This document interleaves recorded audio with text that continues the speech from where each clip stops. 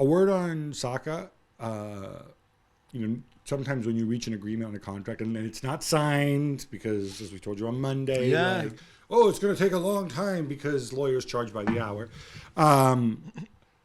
Sometimes you get a little bit of complacency. There's no complacency from him. The way he took the goal very well. Yeah. But also, again, the second one where he goes and he presses and he forces a mistake that leads to Martinelli's goal. Yeah, the first one. He's kind of walking on air right now. Yeah, he is, and rightly so. I think there should be nothing. I mean, especially that the breakthrough for the contract is huge, and that has made him really happy as well.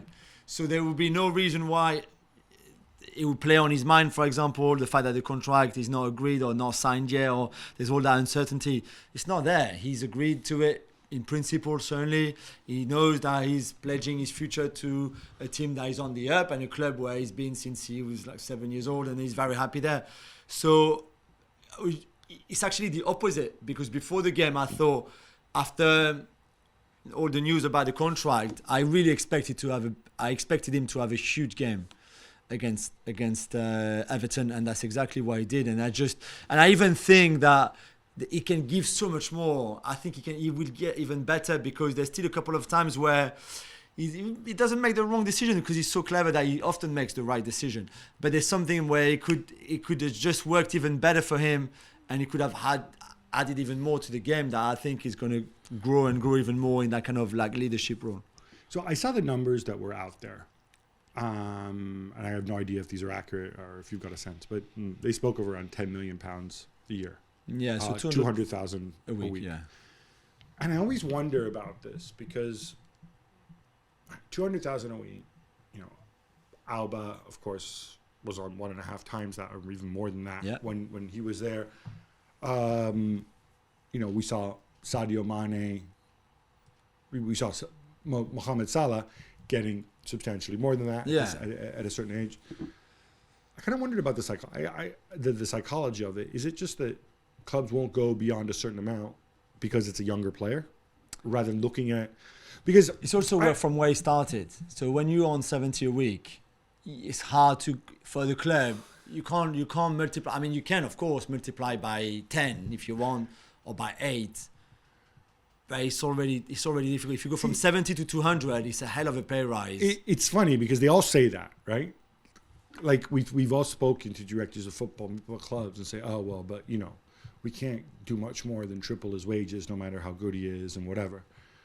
But I always think, when you give somebody a contract, you're paying. Your mindset should be, I am paying for what he's going to give me in the next 4 years or 5 years or whatever it is, not for what he's done before. What he's done before may give me a sense of what he can do. So with that in mind, when Liverpool, for example, give the big contract to Salah, and by the way, I'm not picking on Liverpool. You can mention a million of these. KDB, whatever, right? You're kind of saying, okay, I expect Salah in his 30s to produce at an even higher level than what he produced before, right? Yeah. Which, when you take a step back, doesn't seem very logical. Whereas I think you can legitimately expect Saka to perform at a higher level than he has until now. If you give him 300 now, what are you going to do for the next extension? Because I think the idea very much is you sign now a new 5-year deal, let's say. But then we review it in 18 months to 2 years. Right. Well, he's going to come and knock and he's going to review it. And we said that. Clubs and their agents, players and their agents are always going to ask more money for doing well. So no, I'm not saying it's a bad deal for Arsenal. I think it's a good deal for Arsenal. But also for Saka, considering where he was before. I think it's also a good deal for Saka in the sense that he's not bound by some monster contract.